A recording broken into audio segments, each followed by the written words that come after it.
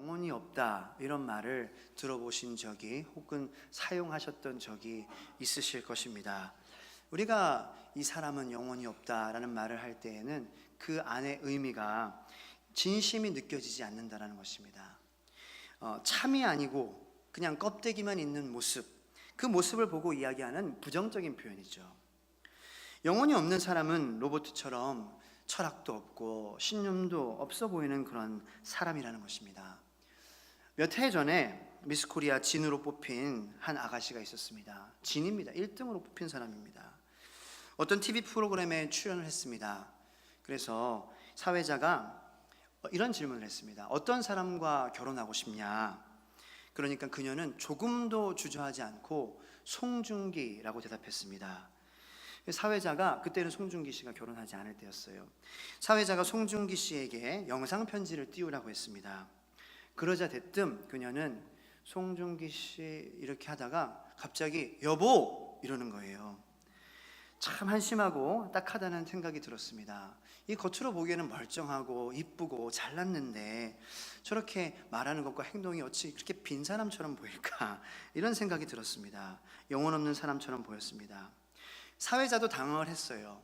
그래서 조금 그런 어색한 상황을 이렇게 마무해 보려고 질문을 다시 한번 던졌습니다. 송중기 씨랑 만약에 만나면 제일 먼저 무엇을 하고 싶으세요? 이렇게 물었더니 또 이 미스코리아 진으로 당선된 아가씨가 대답합니다. 결혼이요. 이렇게 얘기를 하는 것입니다. 그래서 출연자들과 사회자들은 얼굴은 웃었지만 그 표정에 당혹해하는 기색은 감출 수가 없었습니다. 누군지도 모르는데 겉모습만 보고 결혼하고 싶다라고 그렇게 어린아이처럼 말하는 미스코리아 진, 겉으로는 그렇게 아름다워 보이지만 그 세상을 향하여 욕망을 위하여 개념 없는 그러한 말과 행동을 서슴지 않는 그러한 사람, 그러한 사람을 우리는 많이 볼 수가 있습니다. 사실 우리 주변에도 영혼 없는 사람을 적지 않게 볼 수가 있죠. 타인의 입장과 형편은 전혀 배려하지 않고 자신의 그런 하고 싶은 대로 말하고 행동하는 사람들을 우리가 영혼 없는 사람들이라고 말을 합니다. 그런 사람은 인격에 알맹이가 없고 껍데기만 있는 사람이다, 이렇게 얘기할 수 있죠. 아무 생각 없이 사는 사람을 영혼 없는 사람이라고 말할 수 있습니다. 그런데 우리가 영적인 그러한 측면에서도 신앙적으로도 영혼 없는 사람, 이게 존재한다는 것을 우리가 알 수 있습니다. 그러니까 껍데기만 믿는다라는 그런 것만 보이고 알맹이, 속에는 진짜 믿음이 없는 거예요. 내가 믿는다라고 고백하지만 그 믿음의 고백대로 생활이 이어지지 않는 그러한 사람을 보고 영혼이 없는 사람이라고 성경은 우리에게 말씀해 주고 계십니다. 오늘 본문 말씀 26절에 영혼이 없는 사람을 죽은 사람이라고 말합니다. 신앙으로 보면 영혼이 없는 사람은 죽은 사람입니다. 그래서 예수님께서 이 땅에 오신 것은 구주가 되시기 위해서 오셨어요. 우리의 영혼이 정상적으로 되기 위해서 오셨다는 것입니다. 그래서 예수님께서 우리에게 오시고 예수님을 믿는다는 것은 우리의 죽었던 영혼이 소생되는 것을 말합니다. 하나님과의 끊어진 관계가 회복됨으로 말미암아 우리가 비록 전까지는 그 관계가 끊어져 있어서 영혼 없는 사람과 같이 생각하고 말하고 행동했지만 오늘 말씀을 통해 우리가 주님을 만나고 하나님과의 관계를 회복함으로 영혼이 산 사람이 된다. 그것이 주님이 이 땅에 오신 목적이라고 우리는 말할 수가 있겠습니다. 그런 주님을 만남으로 우리 성도님들은 영혼이 산 사람이 되시기를 간절히 축복합니다. 자, 그렇다면 어떻게 해야 우리가 끊어진 하나님과의 관계를 이어서 산 영혼의 소유자, 산 사람이 될 수 있을까요?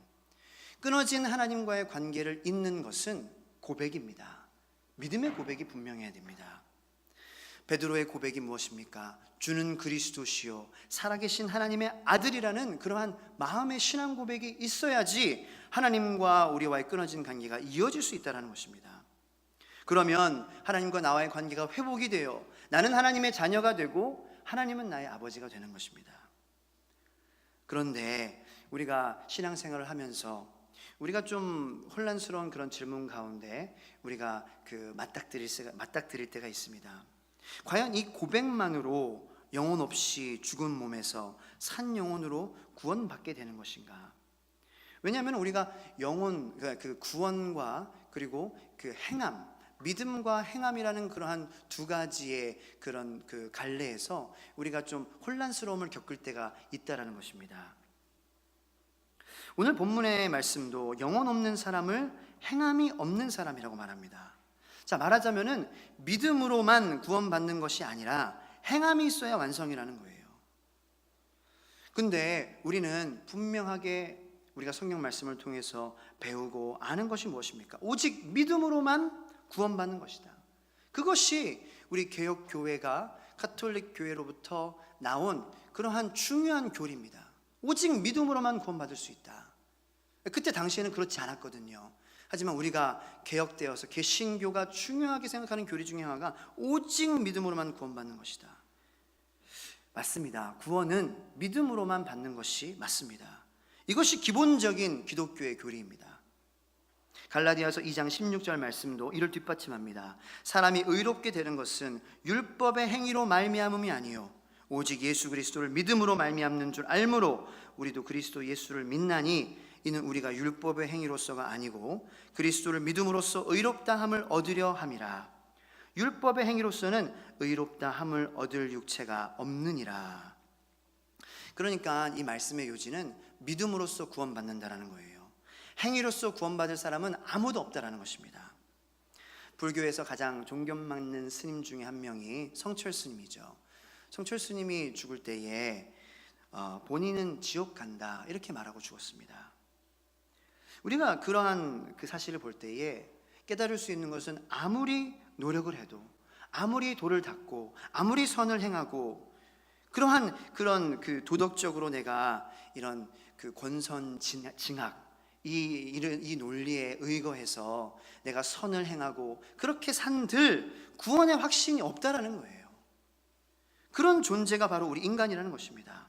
그러므로 오직 주님을 믿음으로만 우리가 구원받을 수 있는 거예요. 다른 길이 우리에게 주어진 그런 이름이 없습니다. 다른 길이 없어요. 이 예수님의 그러한 믿음을 향해서만 믿음으로 말미암아 우리가 구원받는다. 여기에다가 더하면은 이단이 되는 것입니다. 믿음도 있어야 하는데 안식일도 잘 지켜야 한다. 이게 안식교입니다. 믿음도 있어야 하는데 안식일도 지키고 유월절도 지켜야 된다. 이게 하나님의 교회입니다. 요새 많이 그렇게 성장하고 있다 그럽니다. 믿음도 있어야 하는데 거듭나야 한다. 거듭남을 중요하게 계속 강조하는 것이 구원파죠. 믿음도 있어야 하는데 예수를 영접해야 한다. 영접해야 된대요 또. 이것이 다락방입니다. 믿음도 있어야 하는데 의인이 되어야 한다. 박옥수 교주라는 사람이 있는 사이비 그러한 집단의 가르침입니다. 그런데 우리를 더 혼란스럽게 하는 것은 우리가 성경 말씀을 볼 때에 믿음 외에 행함을 강조하는 그러한 말씀을 우리가 보게 될 때 혼란함을 겪게 된다는 것이에요. 성경 말씀에 보면 예를 들어서 믿음으로 구원받지만 사랑을 강조하는 그러한 말씀이 있습니다. 그리고 오늘 본문 말씀과 같이 행함을 강조하는 그런 말씀을 우리가 보게 될 때 우리의 마음에 혼란이 찾아와요. 믿음으로만 구원받는 게 아닌가요? 믿음으로써 구원받는다는 것에 대해서 의심의 여지가 없는 것을 믿으시기 바랍니다. 거기에서는 우리가 한치도 양보할 수가 없어요. 절대적으로 믿음으로써만 우리가 구원받는 거예요. 그런데 문제가 무슨 믿음이냐라는 것입니다. 어떤 믿음이냐? 믿음이 무엇을 믿음이라고 하느냐라는 것입니다. 우리가 십자가 복음을 믿죠. 우리가 보통 십자가 복음을 믿는다라고 얘기할 때는 우리가 이런 고백을 합니다. 내가 나의 죄가 예수님의 십자가에 그 죄로서 그 예수님의 십자가의 보혈로서 나의 죄가 속죄함을 받았다. 내가 그것을 믿습니다. 이렇게 이제 그것이 복음이다라고 고백을 합니다. 그런데 문제는 그러한 삶을 살 때에 나에게 여전히 해결되지 않는 믿음과 그리고 행함에 대립되는 그러한 상황에서 우리가 계속 그런 악순환, 그런 그 죄의 굴레를 벗어나지 못한다는 거예요. 진정으로 자유함을 누려야 하는데 나는 구원받았다고 하는데 나의 그러한 행동과 생활 패턴과 습관은 변하지 않는 거예요. 그러한 또 우리 삶에서의 믿음과 행함에서의 대립이 존재하는 그런 가운데 우리가 또 고민을 하죠. 하나님 이게 무슨 일입니까? 내가 구원받았는데 내가 왜 아직도 내가 컴퓨터를 키면은 내가 아직도 그런 음란한 장면들을 보고 내가 음란한 사이트를 가고 내가 눈으로 간음하고 내 몸에 범죄하고 왜 나는 아직도 내 형제자매를 사랑하지 못하고 나는 왜 아직도 교회 나가는 것이 부담이 되고 주일 성수하지 못하고 나는 왜 아직도 내 가족을 사랑하지 못하고 내 원수를 사랑하지 못하는지 우리가 그런 딜레마에 겪게 된다는 것입니다. 그런데 예수님께서 내 죄를 대신해서 십자가에 돌아가셨다. 이것이 십자가 복음이다라고 생각하는 것을 우리가 가지면은 그러한 가운데에서 계속 자유함을 누리지 못하고 반복되게 되는 거예요. 내가 죄를 졌습니다. 그런데 내가 이제 교회에 와가지고 하나님 말씀 가운데 그 말씀으로 내가 은혜를 받아서 성령님께서 역사하셔서 하나님은 나를 판단하지 아니하시고 내가 전에 어떤 죄를 졌든지 간에 나를 용서하시니까 내가 그것을 믿고 회개합니다. 그리고 주님의 그 크신 은혜로 내 마음에 감동이 되어서 죄책감도 내가 해방되고 다시 마음이 깨끗해지는 그러한 역사를 경험합니다. 그런데 문제는 다시 교회 밖을 나가고 나면은 똑같은 문제로 다시 씨름하게 되는 게 우리의 모습이라는 거예요. 그게 저의 모습이라는 것입니다. 근데 문제가 전혀 달라질 수 있습니다. 뭐냐? 십자가 복음은 단순히 속죄만 말하는 것이 아니라 내가 죽고 예수로 사는 복음이다라고 알고 나면은 문제가 좀 달라지는 거예요. 예수님과 함께 죽었다라는 것을 믿는 것입니다. 그것이 십자가 복음입니다. 이 복음을 믿는 자는 산 영혼의 소유자라는 거예요. 이것이 참 복음이라는 것입니다. 내가 죽는다는 것은 나의 죄된 자, 같은 그러한 유혹과 상황 가운데 나의 마음을, 나의 신앙을 흔들어 놓는, 나의 의지를 흔들어 놓는 그 상황 가운데 나의 죄된 자아가 죽음으로 나는 더 이상 그것으로 말미암아 흔들려지지 않는다는 것이에요. 그게 바로 참 복음이에요. 내가 하나님으로 예수님의 그러한 십자가로 용서받았다라는 것에서 더 나아가 내가 예수님과 함께 죽었다라는 것을 믿는 거예요. 그리고 이제 내 안에 사는 것은 내가 아니요 그리스도다. 예수님께서 내 안에 사신다라는 것을 믿는 것이 참 복음이고, 그것을 믿을 때에 우리를 갖던 놨던 그러한 우리의 죄의 굴레에서 우리는 비로소 변할 수 있다라는 것입니다. 참 복음을 믿으면 산 영혼의 소유자가 됩니다. 예수님의 십자가로 내 죄가 사함 받았고 거기에서 내가 함께 주님과 죽었다. 그러므로 이 복음으로 전에 사랑하지 못했던 이웃을 사랑하게 되는 것입니다. 그러므로 나의 죄된 자아는 죽었으므로 내 전에 지었던 모든 그러한 음란한 죄들, 눈으로 가늠하고 거짓말하고 시기하고 질투한 모든 마음의 죄들을 다 용서받으면 물론이고 그것으로부터 내가 자유함을 얻고 내가 예수님과 함께 죽었으므로 이제 예수님께서 사심으로 그런 죄로부터 돌아서는 것이다 까지 믿는 것이 진짜 참 복음이라는 것입니다. 참 사랑이 뭡니까? 복음은 사랑이잖아요. 참 믿음은 뭡니까? 참 사랑은 머리나 가슴으로만 하는 것이 아닙니다. 삶에서 행함으로 옮기는 것입니다. 그래서 다른 말로는 사랑은 명사나 형용사가 아니라 동사라는 것입니다. 많은 사람들이 사랑을 형용사나 명사로 알고 있습니다. 그러나 성경은 사랑을 동사라고 해요. 우리 인간관계에서도 우리가 사랑은 동사라고 우리가 분명히 알고 있어야 돼요. 남편이 아내를 사랑한다라고 말을 하면서 이 행동은 그 사랑을 반영하지 않는다고 하면은 아내가 뭐라고 얘기합니까? 아이고 그러니까 당신은 남의 편, 남편이야 이렇게 얘기를 하죠. 그 사랑한다고 말은 하지만 그의 행동과 그의 말투와 그리고 아무것도 주는 것도 없이 행동에 드러나지 않아서 그렇게 아내들이 남편에게 말을 하죠. 남편도 억울합니다. 남편도 아내가 남편을 사랑한다고 얘기하면서 남편을 이렇게 존중해주지 않고 이렇게 대할 때가 있어요. 그래서 제가 하루는 그냥 남편이라는 남의 편 이거는 존재하는데 우리는 아무것도 반박할 것이 없으니까 그러면은 아내는 뭐 남편을 무시하는 그런 네 그러세요? 그래서 아내구나. 제가 이렇게 유치하게 말장난도 했었습니다. 그러니까 아내가 날 사랑한다고 하면서 이 말에는 그러한 사랑이 담긴 존경과 이런 게 표현이 되지 않는 거예요. 행동으로 보여지지 않는 거예요. 예수님께서 우리를 사랑한다고 말씀하셨을 때 그 사랑은 동사였습니다.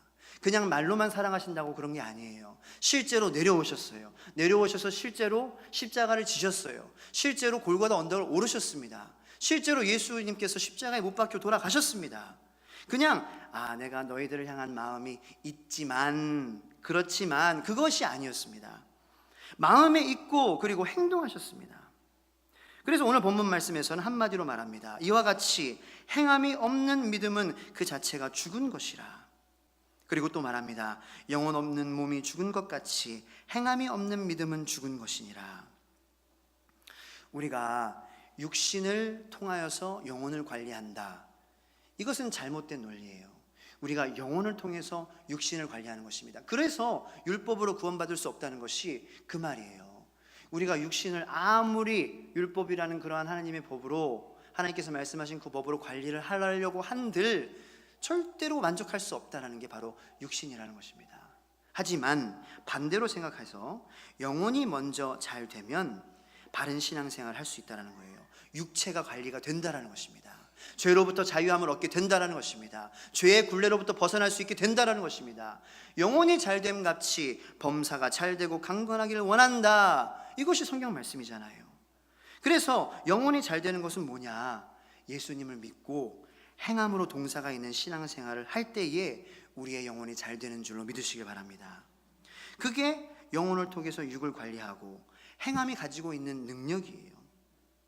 행함으로 영혼을 통해서 육을 관리한다. 그만큼 행함에 능력이 있다는 것. 많은 사람들이 지식적으로는 하나님을 알죠. 성경에 대해서 알죠. 예수님의 생애에 대해서 알죠. 선지자들에 대해서 알고 성경의 지식, 역사들도 많이 압니다. 하지만 알고만 있는 신앙에는 능력이 없습니다.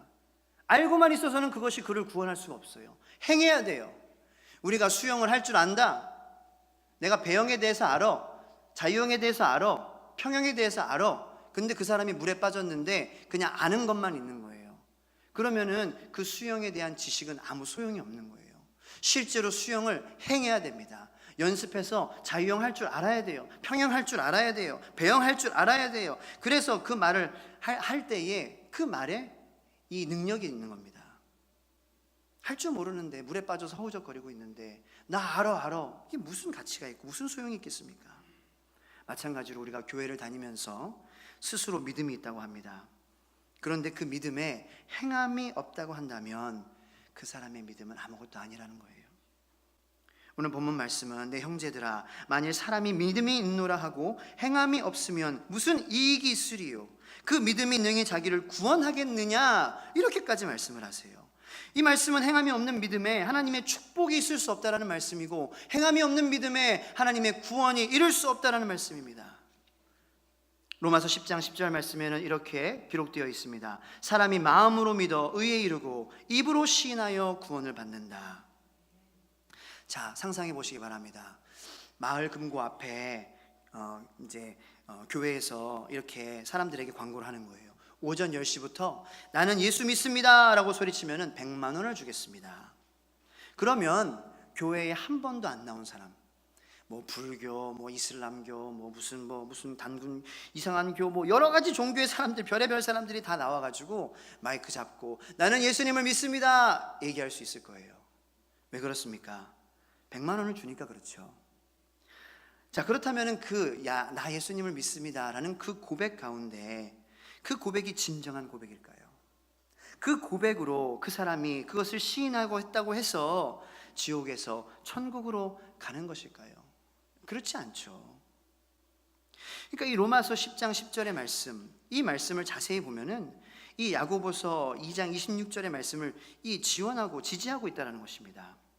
구원의 마음을, 그 구원은 마음으로 그리고 믿음과 입으로 시인하는 것에서 받을 수 있다, 이렇게 기록이 되어 있어요. 여기서 우리가 시인한다라는 의미를 조금 깊이 생각해 보기를 원합니다.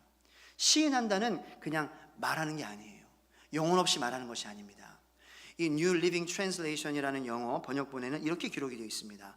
Openly declaring, 그러니까 드러내놓고 선포하다, 이런 의미예요. 다시 말해서 예수님이 나의 주인이시다라는 고백을 내 삶에서 드러내며 선포하는 삶을 살고 계시냐라는 것입니다.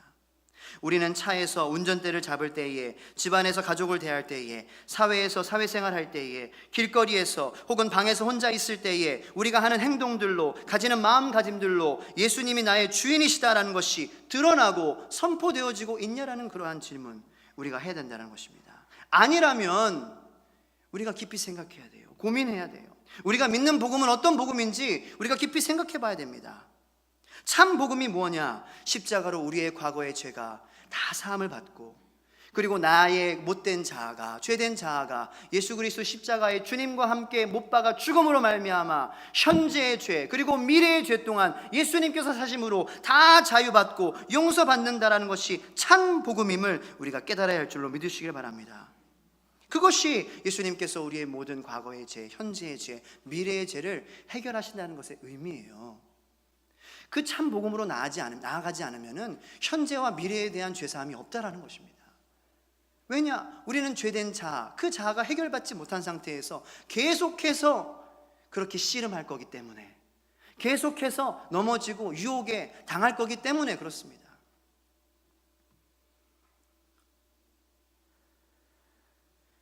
내가 예수님이 나의 주인이라고 고백하지만 운전하면서 앞에 있는 차가 이렇게 나를 가로막고 빨리 가지 않을 때 분노하고 욕하는 행동은 예수님을 드러내놓고 시인하는 삶이라고 할 수 없죠. 얼마 전에 내가 마트에서 장 보는데 제가 앞에서 그렇게 시간을 끄는 거예요. 왜 시간을 끄느냐? 포인트 정립을 하려고 핸드폰 번호를 넣는데 번호가 바뀌었다라는 거예요. 근데 그 옛날 번호가 생각이 안 날 때가 있잖아요. 그런데 한 번, 두 번 해가지고 안 되면 뭐 됐습니다. 뒤에 사람이 있으면 저라면 그럴 텐데 이 아주머니는 끝까지 해버려, 끝까지. 그래서 2, 3분 동안 계속 하시는 거예요, 그 포인트를 가지고. 그래서 제 마음이, 제가 목사인데 이 아줌마에 대해서 욕하는 마음이 드는 거예요. 그리고 막 내 그런 신세를 한탄하면서 왜 내 맨날 앞에는 나 이런 줄만 쓰는 거야, 나는 뭐 저주받았어 마트에 대해서 하면서 그냥 막 불평하고 불만을 가지고 그 모르는 생면부지의 그 아줌마를 욕하는 그러한 목사였습니다. 제가 며칠 전에. 그러한 삶은 드러내놓고 예수님의 그러한 복음이, 십자가가, 생명이 드러나고 고백되어지는 삶이 아니라는 것입니다. 참 복음의 삶이 아닙니다. 내가 참 복음을 믿는다고 하면 그런 사람도 용납해 줄 수 있어야죠. 우리가 형제 자매라고 우리가 고백하고 그렇게 시인하지만 우리의 마음 가운데 시기함과 미움을 가지고 그 사람을 용납해 주지 않는다라면은 우리 삶 속에서 예수님의 복음이 드러나고 고백되어지는 삶이 아니라는 것을 우리가 알아야 돼요. 용서해 줘야 돼요. 양보해 줘야 돼요. 이해해 줘야 돼요. 그것이 시인하는 삶을 사는 것입니다. 그것이 로마서 10장 10절의 말씀이에요. 주님이 인도하시는 대로 행동하는 그러한 동사가 있는, 살아있는 영혼의 삶이라는 것입니다. 아까 100만 원의 예화처럼 믿지 않으면서도 얼마든지 입술로는 믿는다고 말할 수 있다고 내가 말씀드렸습니다. 우리가 구원받았다, 받지 않았다, 이것을 알 수 있는 것이 그 사람의 행동으로서 알 수 있어요. 주님께서도 말씀하세요. 내가 열매로 안다, 우리에게 말씀하시는 거예요. 그러면서 말씀하시기를 나더러 주여 주여 하는 자마다 천국에 다 들어갈 것이 아니요 다만 하늘에 계신 내 아버지의 뜻대로 행하는 자라야 들어가리라, 이렇게 말씀하십니다. 사랑하는 성도 여러분, 우리의 행동의 열매, 우리의 열매는 어떤 열매입니까? 참 복음을 믿음으로 하나님의 뜻을 행하고 있습니까? 사람들은 우리의 행동을 보면서 저 사람은 구원받은 사람이다, 이런 말을 들을 수 있는 그러한 드러내놓고 주님을 그렇게 선포하는 삶을 살고 있는지 한번 질문해보는 그러한 시간이 되기를 원합니다. 행함이 없는 죽은 믿음을 가지고 우리가 어찌 이 땅에서 축복을 받기를 바라며, 우리가 더 나아가서는 정말로 중요한 문제인 우리의 구원의 확신을 어떻게 얻을 수가 있겠습니까? 죽은 믿음이 어떻게 나를 구원하여 천국에 들어갈 수 있겠습니까? 그래서 진정한 믿음은 입술의 고백뿐만 아니라 행함으로 옮겨져야 된다는 것이에요. 즉 동사가 되어야 된다는 거예요. 사랑도 동사여야 되듯이 믿음도 동사여야 된다는 거예요. 믿음 좋은 목사, 믿음 좋은 집사, 믿음 좋은 권사, 이것이 아니라 믿음이 행해져야 되는 그러한 동사가 되어야 된다는 것입니다. 행함으로 말미암아 진정한 믿음의 시인이 있는 복의 삶을 사시기를 축복합니다. 우리가 그냥 죄사함, 구원 이런 것만 외치지 말고 실제적으로 하나님께서 내 죄를 사하시고, 그리고 더 중요한 것은 그 예수님의 십자가에 나의 못난 자아가, 나의 못된 자아가, 나의 육체의 소욕이 함께 내가 예수님과 함께 죽임을 받았다. 그리고 내가 사는 것은 이게 내가 사는 것이 아니요 예수님께서 사는 것이다. 이것을 우리가 알아야 되기 때문에 야고보서를 알아야 돼요. 성경 말씀에 너희는, 오늘 본문 말씀에 말씀을 행하는 자가 되고 듣기만 하여 자신을 속이는 자가 되지 말라. 어떤 이는 말하기를 너는 믿음이 있고 나는 행함이 있으니 행함이 없는 내 믿음을 내게 보이라. 나는 행함으로 내 믿음을 내게 보이리라. 이렇게 말씀하십니다. 그러니까 본문에 이제 야고보가 허탄한 사람아, 영어로는 how foolish, 행함이 없는 믿음이 헛것인 줄 알고자 하느냐, 이렇게 기록되어 있어요. 허탄한 사람, how foolish는 어리석은 사람, 속이 빈 사람을 말합니다. 즉 동사가 없는 사람은 어리석은 사람이라는 거예요. 동사가 없는 사랑을 갖고 있는 사람은 속이 빈 사람이라는 것입니다. 그러한 사람은 믿음을 가지고도 구원받는다고 잘못 알고 있는 사람들이라는 거예요. 왜냐하면 행함이 없기 때문에, 죽은 믿음이기 때문에 참 복음으로 말미암아 구원받지 못한 사람들을 향한 하나님의 탄식 소리가 바로 허탄한 사람아, 이 소리입니다. 믿음이 있다는 것은 이 소리가 나에게 하나님께서 주시는 탄식 소리인 것을 내가 들어야 돼요. 나를 돌아볼 줄 아는 것이 믿음의 사람이잖아요. 이 하나님의 탄식 소리를 들으면서 내가 정말로 참 복음을 믿고 있는지, 내 참 복음으로 말미암아 행함이 있는, 살아있는 믿음, 동사가 있는 그러한 믿음 생활을 난 하고 있는지, 그 탄식 소리를 우리가 듣는 성도 여러분들 되시기를 간절히 축복합니다. 우리가 오늘 그것을 들을 수 있다라면은 우리는 성공한 거예요. 그러면서 본문 말씀에 두 사람의 예를 들고 있습니다. 첫 번째는 믿음의 조상 아브라함입니다. 아브라함은 믿음의 조상이죠. 믿음의 조상이 된 것은 그가 하나님을 마음으로만 믿었다는 것이 아니라 그 순종함으로, 믿음으로 나아갔다는 것입니다. 그 아들 이삭을 번제로 드리는 행함이 있었습니다. 근데 우리가 자세히 생각해보면 아들 이삭을 드리는 그 행위, 아버지가 아들을 죽이라고 하는데 아들을 죽이는 것이 사실 자신을 죽이는 것보다 더 가혹한 행위잖아요. 아브라함이 진짜로 아버지로서 내가 대신 하나님, 내가 죽기를 원합니다. 나를 죽여주시고 아들은 살려주세요. 이렇게 말하고 싶은 마음이 아버지의 마음인데, 아들을 죽이겠다라고 그렇게 하나님께 순종했다는 것은 하나님께 철저히 자신이 완전히 죽었다는 걸 의미하는 거예요. 정말로 가혹한 그러한 죽음을 내가 맞이했다는 것입니다. 다시 말해서 내가 하나님의 그러한 사랑과 은혜로 말미암아 사는 것뿐만 아니라, 내가 그것으로 내가 구원받고 속죄받은 것뿐만 아니라 그 하나님의 은혜가 내 삶 속에서 살아 움직이는 그러한 삶을 살아야 된다라는 것을 인정하고 자신이 그 하나님의 사랑과 은혜 가운데 죽은 것이죠. 그것으로 아브라함이 의롭다, 이렇게 여김을 받았다라는 거예요. 아브라함의 믿음은 그냥 단순히 나의 죄가 부족하지만 하나님께서 용서해 주시지, 예수님의 십자가의 보혈로 속죄받지, 이것이 아니라 맞아, 내가 죽어야지. 이 아들을 죽이라고 말씀하시는 이것, 내가 아들을 사랑하는 그런 인간적인 마음, 그것으로 죽는 것이 내가 죽는 것이잖아요. 그 십자가에 나의 인간적인 마음이 죽는 것이에요. 그런 인간적인 기대가 죽는 것이에요. 나의 계산이 죽는 것이에요. 그러므로 하나님께서는 그것을 보시고 아브라함을 의롭다 여기셨다. 믿음의 조상, 믿음의 아버지로 삼아주셨습니다. 그리고 기생 라합이라는 여인이 본문 말씀에 등장을 하죠. 아브라함과는 전혀 다른 사람이에요. 전혀 다른 배경이에요. 이 기생이라는 말이 수식어가 얘기하듯이 도덕적으로 불미스러운 인물 중에 하나였습니다. 아브라함도 실수가 있는 그러한 사람이죠. 사람이니까. 하지만 그는 이미 갈대아 우르를 떠났고 자신의 고향을 떠나서 하나님께서 가라 명령하셨을 때에 믿고 행동에 옮겼던 믿음의 사람이었어요. 그런 순종의 경력이 있는 사람이었습니다. 그런데 기생 라합은 여리고성을 탐지하러 왔던 이스라엘 첩자들을 그 만남으로 말미암아 만나기 전까지만 해도 부도덕한 삶을 살고 있었지만 그 첩자들을 숨겨주는 행함으로 의롭다함을 받았다라는 거예요. 아직 미성숙한 믿음이에요. 지금 막 하나님에 대한 소식을 들었어요. 아니 뭐 좀 전에 들었다고 얘기를 합니다. 그리고 그 하나님에 대해서 두려움에 떨고 있었다라고 얘기를 합니다. 하지만 돈이 필요한 그러한 여인으로서 몸을 팔았던 게 아니었겠습니까?